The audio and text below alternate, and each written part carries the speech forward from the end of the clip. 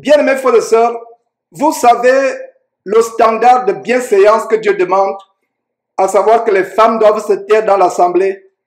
La femme qui prie ou qui prophétise doit se voiler. Et c'est un commandement de Dieu. Et vous savez aussi comment j'ai souvent l'affliction au cœur de savoir que il y a des sœurs qui se trouvent seules, peut-être qui n'ont pas de mari, qui puissent partager leur témoignage ou qui aimeraient partager leur témoignage. C'est pour cela que je vous encourage à nous écrire, soit par WhatsApp, soit, je préfère que vous écrivez même directement par mon numéro de téléphone afin que votre message ne soit pas égaré sur WhatsApp. Je vous encourage, sœurs, vous n'êtes pas moindre. Vous n'êtes pas moindre, ne pensez pas que ces commandements c'est pour rabaisser les sœurs en Christ. Je ne tolérerai jamais, il y a une chose, pour ceux qui me connaissent, il y a une chose que je ne tolérerai jamais, vraiment, qu'un frère manque de respect à une femme, en commençant par sa propre épouse. Je ne le tolérerai jamais. Nous les frères et sœurs, nous devons avoir le plus grand respect par rapport à nos épouses. J'ai eu une merveilleuse mère. Vous m'avez toujours entendu rendre témoignage de ma mère. C'est moi qui lui ai enseigné la parole de Dieu plus tard dans sa vie, dans ses vieux jours, mais ma maman m'a enseigné la parole de Dieu d'une autre manière, pas son comportement. Donc je rends un grand témoignage de ma mère qui s'est endormie dans le Seigneur, j'en suis persuadé. Elle m'enseignait et elle nous aimait beaucoup, donc ayant une relation merveilleuse avec ma mère, ayant eu par la grâce de Dieu une épouse vraiment qui est une bénédiction pour moi, je ne peux pas tolérer qu'un frère manque de respect à son épouse ou traumatise son épouse ou méprise son épouse. Et ces commandements de Dieu ne sont pas pour que vous pensiez seul en Christ que vous êtes moindre. Non, vous n'êtes pas moindre. C'est les commandements de Dieu. Si Dieu dit que la femme doit se taire dans l'assemblée, Dieu sait pourquoi la femme doit se taire dans l'assemblée. Si Dieu voulait que la femme se voile en priant, c'est que la femme doit se voiler. Dieu sait pourquoi. Et d'ailleurs, nous avons un détail. Dieu dit pour les anges. Et pour ceux qui minimisent les femmes, pour ceux qui pensent que les femmes sont moins que rien, je vous annonce une nouvelle qui va vous fortifier. Et j'ai toujours enseigné. La Bible dit que l'homme est le chef de la femme sur la base de 1 Corinthiens chapitre 11 verset 3. L'homme est le chef de la femme. Je prends une allusion par rapport au corps humain.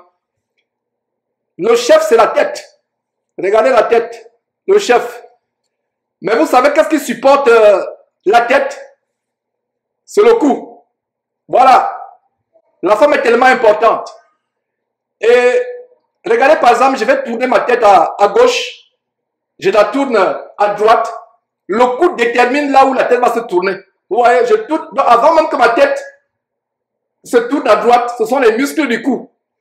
C'est le cou qui supporte la tête. Coupez le cou. La tête n'existe plus. La tête, il n'y a plus de tête, n'est-ce pas? Donc, ceux-là qui soyez fortifiés par ces quelques paroles de sagesse, vous n'êtes pas moindre.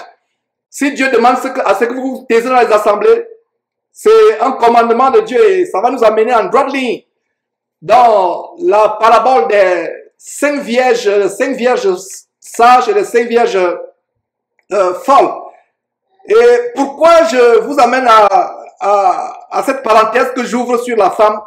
C'est parce que j'ai reçu le témoignage d'une sœur, la sœur Lydie Mendemo, que je vais lire. Les sœurs en Christ ne peuvent pas prendre la parole en assemblée, mais elles peuvent m'écrire. Et c'est un témoignage qui m'a échappé. Elle a écrit le 23 septembre. Donc Lydie, si tu es là, toutes mes excuses. Ça m'a échappé. Je voulais partager cela dimanche passé, mais ton témoignage m'a échappé. Donc toutes mes excuses, bien-aimée Lydie. Je vais partager ton témoignage dans quelques instants. Donc, celle en Christ, vous n'êtes pas les moindres. Vous êtes importantes. Ne vous minimisez pas, ne pensez pas que vous êtes moindre, ne pensez pas qu'on vous rabaisse. Ne laissez pas les hommes penser que non, on est macho, parce qu'il y a des gens qui enseignent que non, ces hommes qui vous appellent, qui vous amènent à vous taire dans les assemblées, ils vous minimisent, ils veulent marcher sur vous. Et beaucoup de prédicateurs n'aiment pas l'apôtre Paul. On n'aime pas l'apôtre Paul. On dit, il y a les femmes rebelles qui me disent, Georges, C'est pas l'apôtre Paul qui est mort pour moi. C'est Jésus qui est mort pour moi. Donc laisse-moi suivre Jésus-Christ. Ne me laisse... Et ils ne comprennent pas que vraiment, si tu te rebelles à l'apôtre, au parole de l'apôtre Paul, qui est inspiré par qui? Par Dieu, au travers du Saint-Esprit. Donc soyez encouragés. Donc voilà comment, Lydie, nous commençons la réunion par ton témoignage.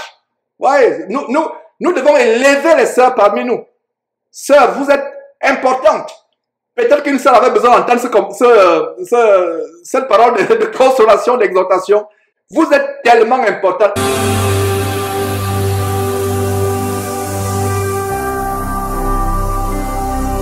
Jésus-Christ TV, vous connaîtrez la vérité et la vérité vous affranchira.